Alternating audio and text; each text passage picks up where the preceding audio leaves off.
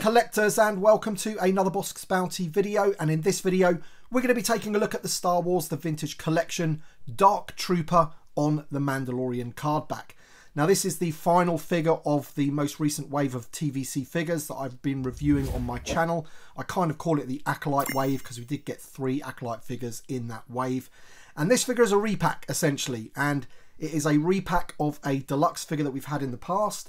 Previously it came with more accessories, and we're going to be talking all about that and comparing the figures as well in this video. But before we do that, let's just take a quick look at the packaging. Alright then, so here we have the single carded Dark Trooper, and I've got to say I do love the card back image that they've gone with the Dark Trooper. Some would say that this is how it should have been released in the first place.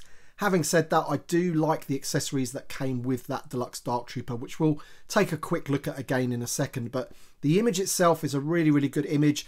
It's that scene where they're all lined up trying to bust through the doors of the Imperial light cruiser, where, you know, Din Djarin and Bo-Katan and everyone are having that fight with Moff Gideon.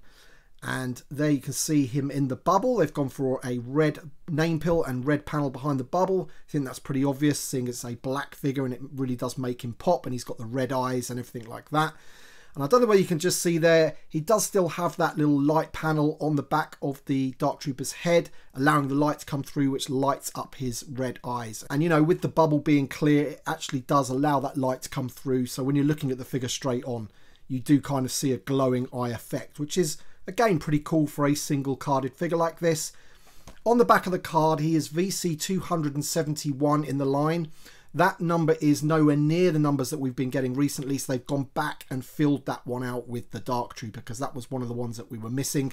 We're up to something like 330, 340 now with those Acolyte figures. But there he is, the Dark Trooper on the single card back. As I mentioned, really good card back here with the Mandalorian. This is going to go great with the other figures in the collection of the Mandalorian, and yeah, this one should have been out a while ago, but finally we have it in our collections. Alright then, so just as a reminder, this is the first Dark Trooper that we ever got. This is the deluxe Dark Trooper, and it comes with his like charging station, which I thought was a pretty cool inclusion. I'm not too sure if I would expect that piece of this to be included in a carded figure, but I would have certainly have liked the interchangeable hands and maybe even the rocket effects as well to be included with the carded version. When we take a look at the figure in a second, you will see that he only comes with the one set of hands, and I feel they've made a bit of a strange choice for the left hand. But as I say, we'll talk about that in a second. But this was just a reminder of, you know, how we first got the Dark Trooper in the TVC line.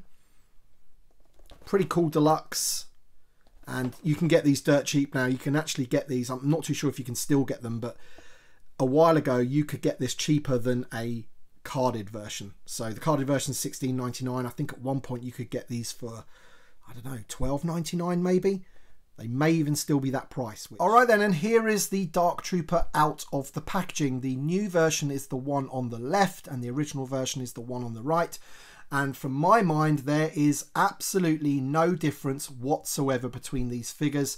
The only thing that I can see is that his paint applications of the little red dots on his chest are a little bit more pronounced on the new version. But that could just be my example. I think my son may have played with this figure a little bit as well, so it may have worn off ever so slightly.